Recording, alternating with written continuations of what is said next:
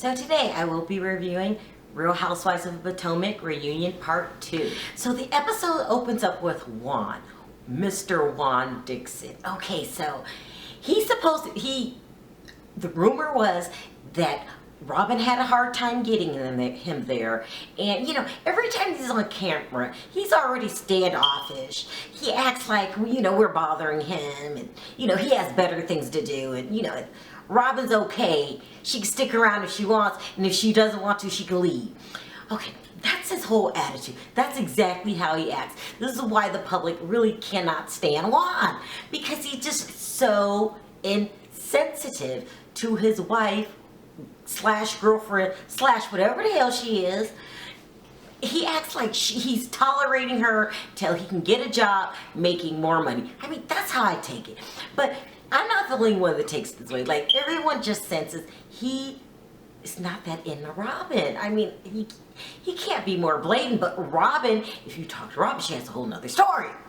Now, she's the only one that believes the story because, everyone thinks different and the cameras show different. But they had Juan up there, okay, so he looked really nice and, fresh cut and whatnot. And he's supposed to be there to tell his side of the story. So, Andy says, I heard you had a hard time getting here. I heard, you didn't want to come. Okay, so, he never answers the answer straight. He said, well, some days, it's hard for me to take, but, I'm here to support Robyn. What does that mean? That means, I didn't feel like coming. Like, come on, Juan. I'm tired of you playing word games here. So, Andy says, everyone thinks you're kind of, now I'm going to paraphrase here because I don't remember the exact words, but he was like, everyone thinks you're kind of mean to Robyn. Yeah, well, what you got to say about that?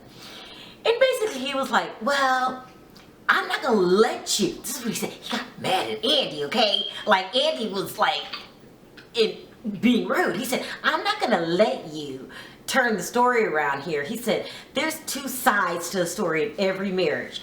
And he says, well, did you regret cheating on her? He said, there's a lot of things I regret. But, she wasn't an angel either. And, our marriage wasn't perfect. She did things and I did things. Really, Juan, you really suck at trying to down talk the situation or downplay it. Like, either you were sad that you cheated on your wife or you weren't. So I'm going to take you from that explanation that you were not, and that you were just more embarrassed that the cameras are rolling and everybody knows that you're a two-time jackass. So I'm going to take that answer to be, I mean, enough with the half answers and the beating around the bush. So they asked him, they played back the tape when he was in the closet bashing the hell out of his wife to the producer, saying I would leave.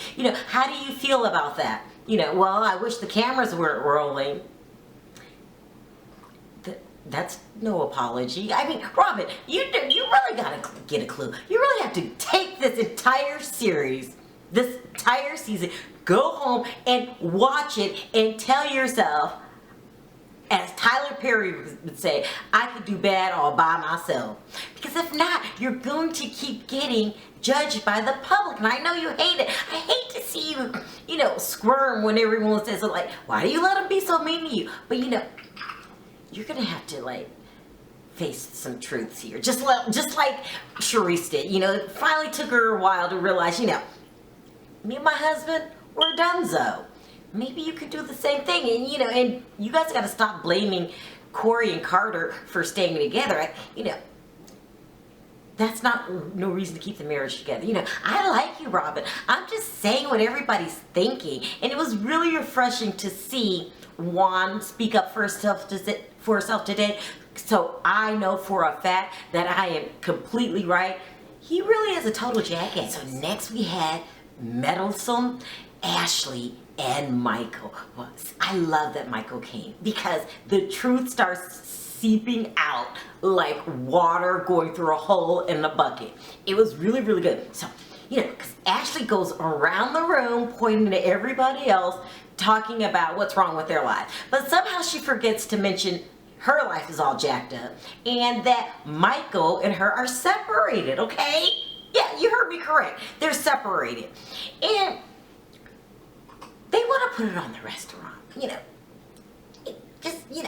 We'll fight over kangaroo and, camel and that horrible ostrich menu they got going. But he said something that really, really, really put a different light on the situation for me. He said, Ashley said that she's taking care of her mother. So Andy clarified. He said, does that mean Michael's taking care of her? And she said, yeah. Well, this was what's going on in the marriage here. You're acting like he's an ATM bank, Ashley. Like you're making him open up whack-ass restaurants, take care of your family, do this, do that. And then you're claiming it as your own accomplishments. That's a lot on a person. And so when you were like, I moved out, and we're going to counseling, and I realized I want this marriage back. And he was like, well, no, because he's looking at you as a money pit. Like, no one wants to be married to a money pit. Why can't your mama take care of herself? Last I checked, her legs work, and so do her hands. This is going to kill this marriage. You have to stop spending all this man's money as if it's yours.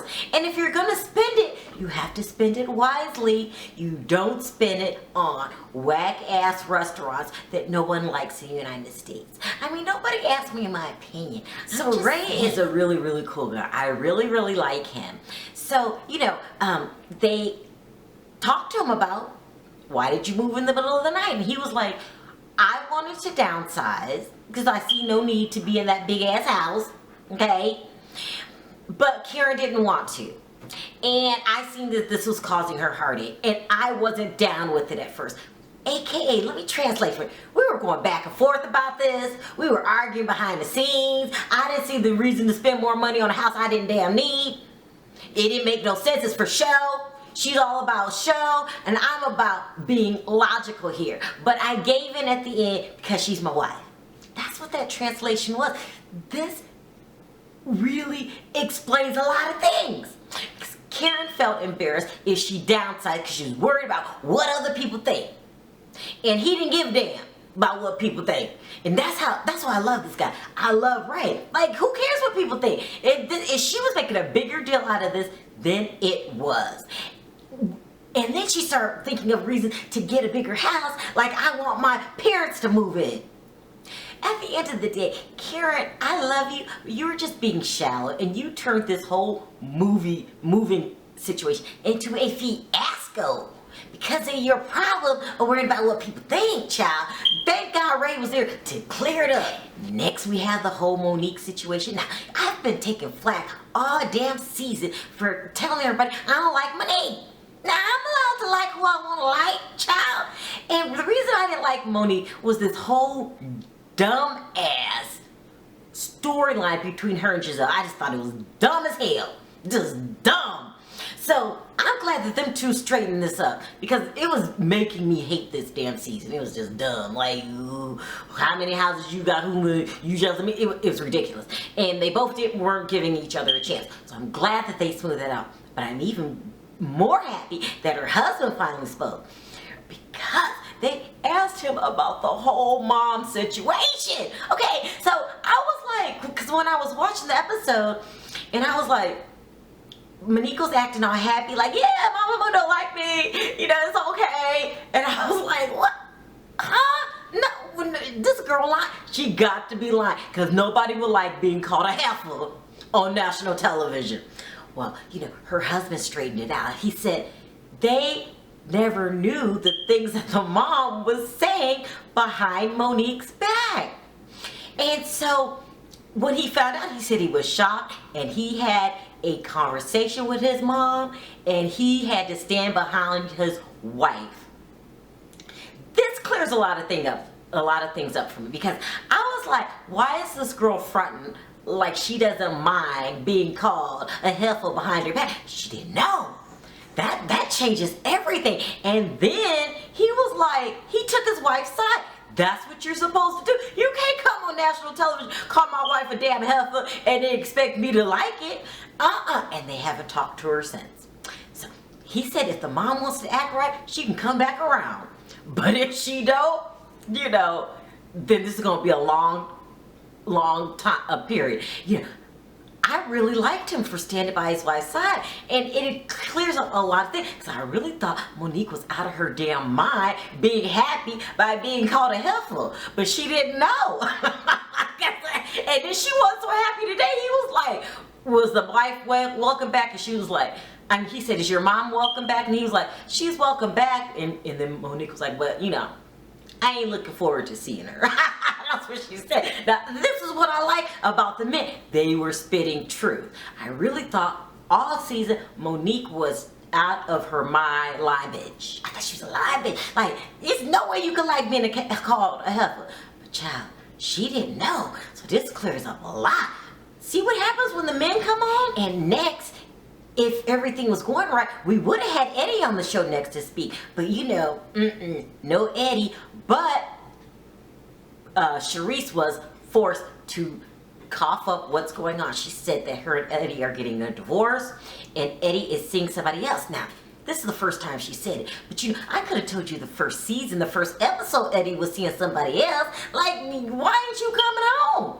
So, but it's good that she's coming to terms with it. It's time to move on, and now she's being truthful. I think she had to get through the shock that, okay, I gotta stop lying to myself. My husband is seeing somebody else. Like, because people that are married usually come home at night, okay? They don't stay months in a different damn state. Lying, talking about he coaching and shit. And then when he left the job, still don't come home. So she had to come to terms with that. She had to come to terms with her feelings. She had to come to terms with this is not solvable.